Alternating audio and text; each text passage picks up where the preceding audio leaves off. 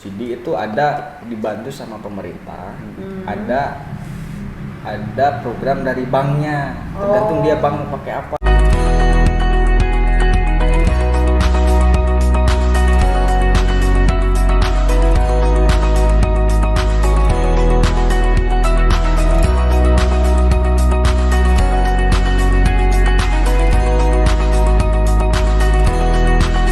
Tapi sebelumnya, jangan lupa untuk subscribe, comment, and like. Hai guys, ketemu lagi di channel Asri Cahyani Story. Karena banyak permintaan pengen mengundang lagi mereka. Siapakah mereka? Siapa kamu? Siapa dia? Calon.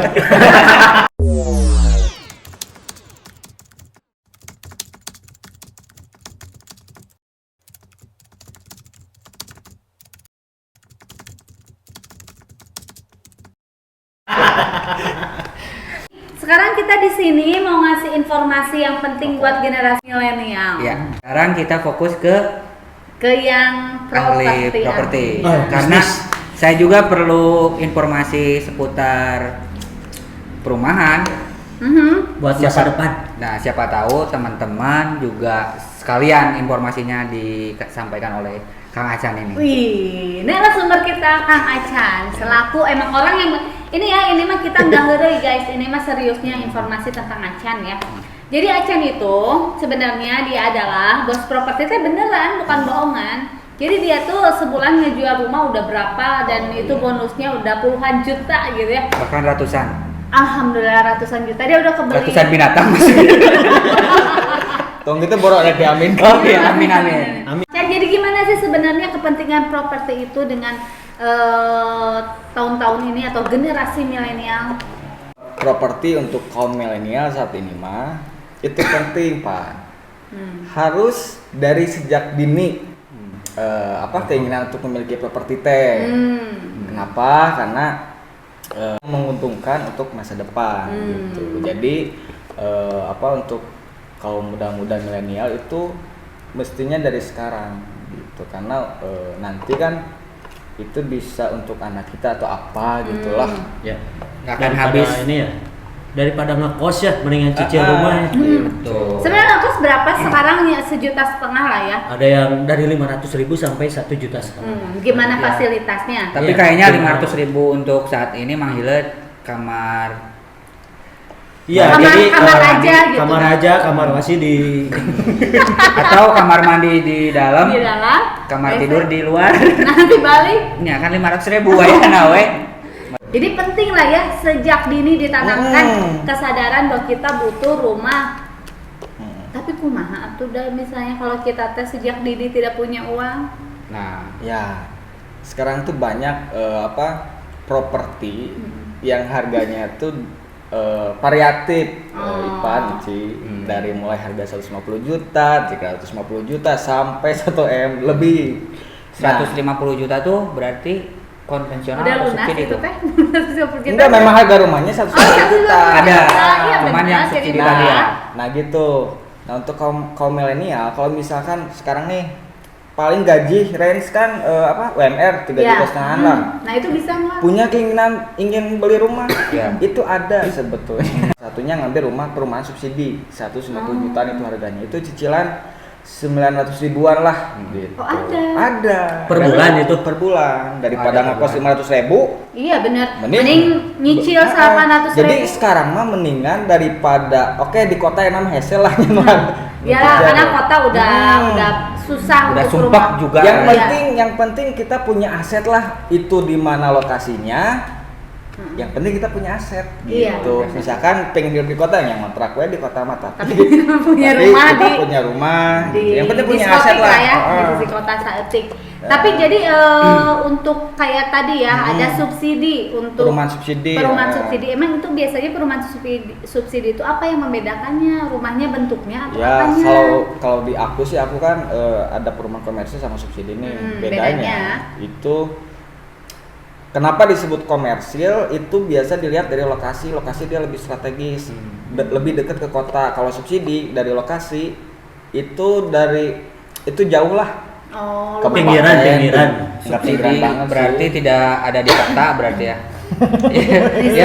Berarti daerah-daerah kabupaten lah. Ya, daerah-daerah Dalaman. kabupaten. Contoh di Bandung misalkan daerah Soreang, Banjaran. Banjaran. Itu area-area rumah subsidi. Oh, Gitu. Jadi iya. kalau mau invest rumah sesuai dengan kemampuan UMR misalkan ya salah satunya ngambil perumahan subsidi. subsidi. Artinya Gitu. berarti perumahan subsidi itu adalah yang membedakannya adalah lokasi ya. Lokasi. Jadi kalau di Lokasi. kota mah nggak ada subsidi teh. Oh nggak ada, itu mah udah masuk komersil. Oh, walaupun Gitu. secara ukuran mah sami-sami wae. Ada yang sama, ada yang enggak. Maksudnya kalau subsidi itu ukurannya paling ukuran bangunnya itu di 30 maksimal, paling gede. 30 meter persegi rumahnya, ukuran 30 meter. Tapi luas lahannya macam-macam. Kalau komersial kan itu paling kecil tuh 36 sampai Oh, cuma beda sedikit. 90. Ya. Itu salah satu perbedaan subsidi sama komersial dari lokasi. Hmm. Terus dari bangunan juga konstruksi itu pasti beda. Oh gitu. Dan mau nanya lagi, Renci, Ya, ke suka Acan, mau nanya. ya ke Acan kan? Kalau subsidi itu dibantu sama pemerintah atau Ya, enggak? Atau subsidi itu memang hanya perbedaannya lokasi doang di pedalaman? Ya atau- setahu aku sih yang subsidi itu ada dibantu sama pemerintah, ada program dari banknya, tergantung dia bank mau pakai apa. Misalkan BTN itu ada program untuk BUMN lah pokoknya Bang, itu BUMN. khusus rumah subsidi, terus dari pemerintah juga ada. Oh, gitu. ada. Mengapa harganya bisa semurah itu? Sama kan dari bunga juga beda perumahan subsidi sama komersil mah. Oh, iya. Dari segi bunga. Makanya untuk kaum milenial mah salah satu solusi merenya pengen punya properti yaitu rumah Ya, subsidi. ambil dulu subsidi lah, siapa tahu nanti ada rezeki jadi gitu. punya yang komersil ya. Komersil. Kecuali kalau misalkan dia punya gaji banyak ya enak. Hmm. Jika kayaknya kaum milenial yang gajinya itu udah range 5 juta ke atas. Ya, nah itu mendingan ngambil yang komersil. Komersil atau karena konvensional. strateginya letaknya ya lebih di kota lah gitu lah. Iya sedikit. gitu. Dan lebih asri mungkinnya, lebih asri, Asri lebih nyaman Cengani maksudnya. nggak itu? Lebih asri. Jadi Ya. misalkan gini Chan, kalau misalkan pengen beli Nah, rumah itu serius sih teh masih bapak ini. Bapak. harus planning ke depannya itu harus lihat kotanya atau gimana? Nah, begini kawan-kawan. Perkembangan gitu kan. Nah. Iya. Ini berapa tahun ke depan Iya. ini daerah ini bakal bakal jadi apa maju. gitu? Contohnya daerah Majalayang, Malayang Malayang. atau Dago atas dulu atau Ya. Cimenyan kaluhurnya. Hmm. Dulu mah kan itu teh kebon tuh. Betul. Ya, Ya, jadi tapi kan ramai. ayeuna harganya komersilnya. Iya. Iya. Apakah kudu apal heula gitu itu daerah eta? Di mana kudu apal lah? Acan dijawab nih Pak. Iya, Kalau betul, Pak. betul. Ayo jadi tegang nggak jawabnya. Ya itu jadi salah satu salah satu Rencana. Keuntungan membeli salah yang satu bersubsidi bukan jadi salah satu apa tuh? apa sih namanya perencanaan pentingnya. Misalkan kita mau beli rumah tuh apa yang mesti dilihat apa dulu nih. Dari segi lokasi pasti, Iya. dari segi harga pasti. Nah, lokasi itu sangat penting sekali. Ya. Gitu.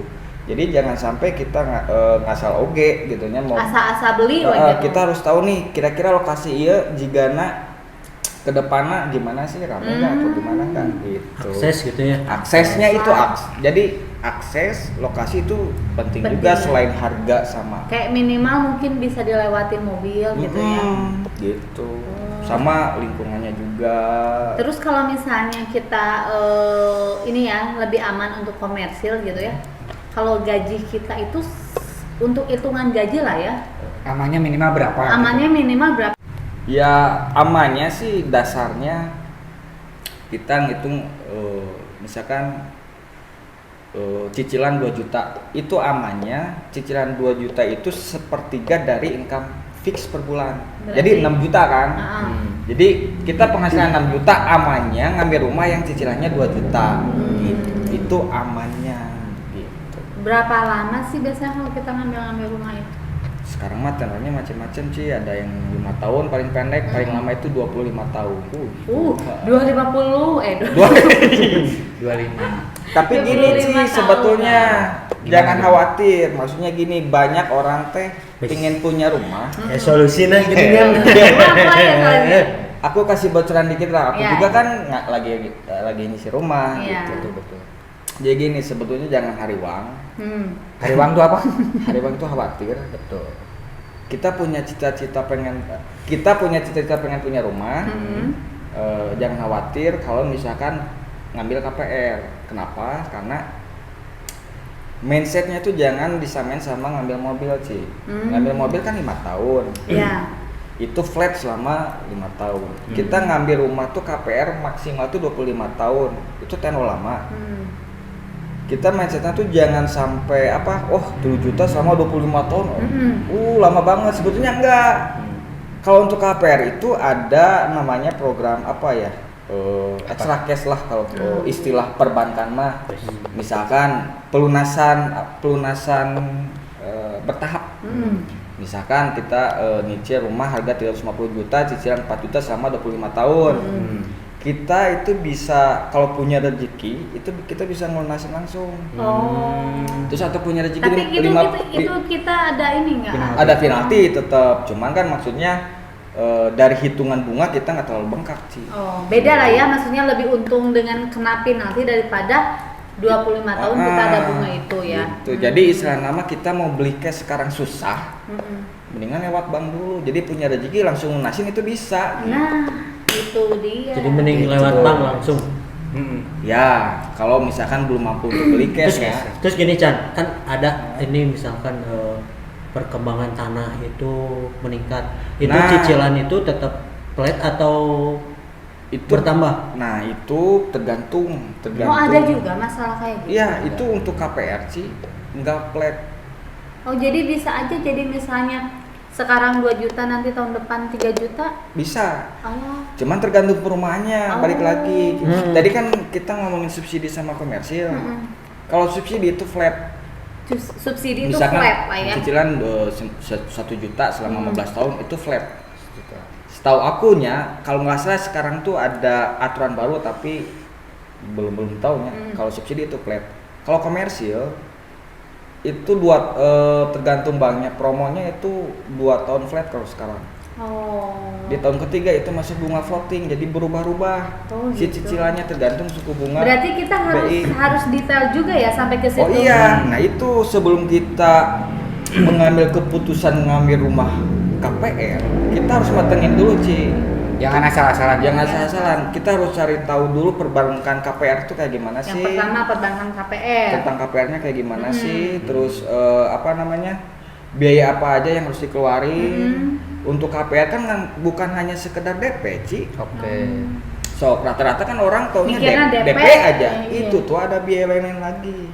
Contoh biaya KPR. Biasanya biaya KPR itu berapa dari itu harga? Tergantung harga jual ya. Aku kemarin ngejual yang harga 380 juta, biaya KPR tuh sekitar 25 juta sampai 30 juta. Itu di luar DP. Di luar DP, berarti kalau DP 50 juta ditambah itu 25 juta.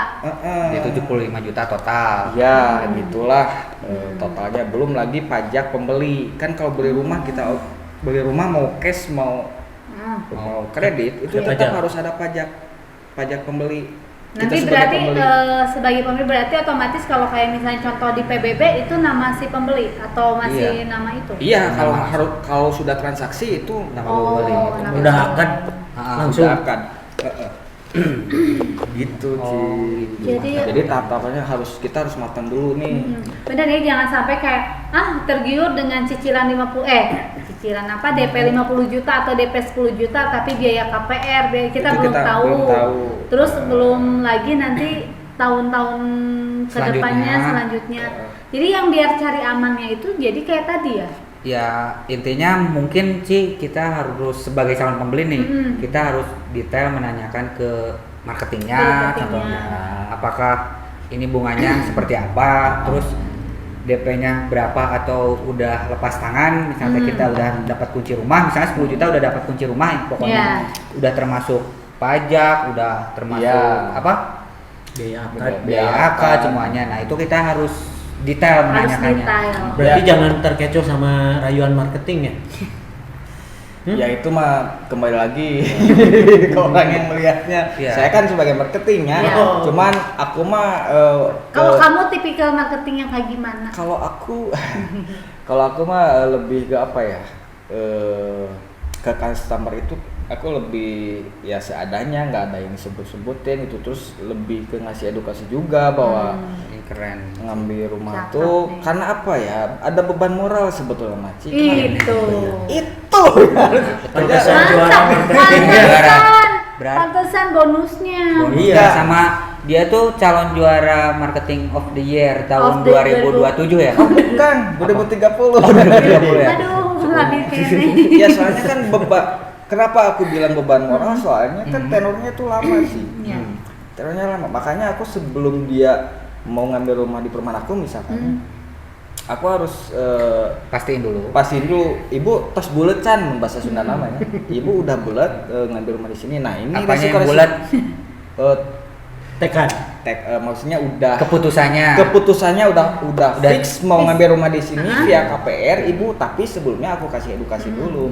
Bu, resikonya begini, Keuntungannya plus minusnya begini. aku Oh, oke. kasih. Mantap. Mantap. Berarti kalian harus cari marketing properti yang seperti Bapak Acan ini ya. Cari aku. Atau enggak ya, follow Instagramnya nanti ada di bawah Di ya. bawah ya. Di bawah mana?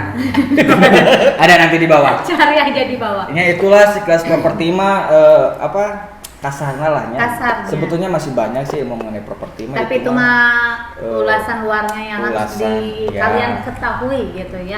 Kesimpulannya buat teman-teman milenial nih terutama yang ditekankan, kalau kamu mau berinvestasi dari sekarang di masa pandemi langsung ke properti, salah satunya ke bisnis properti, karena itu investasinya jangka panjang dan pasti akan menguntungkan di masa depan. Itu sih Menjanjikan ya. menjanjikan, betul. Oke, untuk segmen ini kita cukupin Terima dulu, kasih. nggak usah lama-lama takut kalian pusing. Terima kasih Mang Ilet. Terima kasih. Ya sih karena ayo mah. Atur nuhun. Tapi kayak ya deh. Oh, kayak deui? Ya kayak Oh, apa? deui. Ini tema-tema untuk properti cukup dulu. Pokoknya kalau kalian mau nanya lebih lanjut tentang properti, nanti bisa hubungi Kang Acan ya. Begitu tetap nonton Asli Chinese Story, jangan lupa Subscribe, comment, Comment and and like, And share. and share. and share.